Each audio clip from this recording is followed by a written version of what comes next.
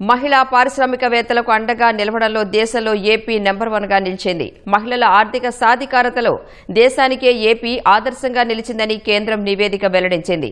2025-26 ఆర్థిక సంవత్సరంలో మహిళలకు వ్యక్తిగత ఎంటర్ప్రైజ్ రుణాల అమల్లో 99.7% లక్ష్యాన్ని ఏపీ సాధించినట్లు రాష్ట్ర ప్రభుత్వం తెలిపింది.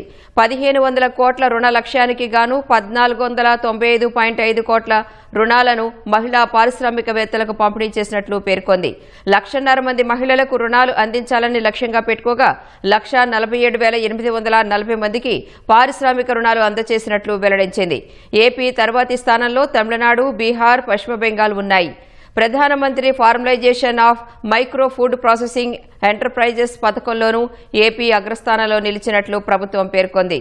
2025-26లో పీఎం ఎఫ్ఎంఈ ద్వారా 35,934 మందికి లబ్ధి చేకూర్చామని వెల్లడించింది. వ్యాపార నిర్వహణ, ఫైనాన్షియల్, డిజిటల్ లిటరసీ, నైపుణ్యాభివృద్ధిపై డ్వాక్రా మహిళలకు సెర్ప్ ద్వారా ప్రత్యేక శిక్షణ ఇప్పించినట్లు అధికారులు తెలిపారు. Atmanirbhar Bharat, vocal for local లక్ష్యాల సాధనలో ఏపీ ముందంజలో ఉన్నట్లు అధికారులు వెల్లడించారు.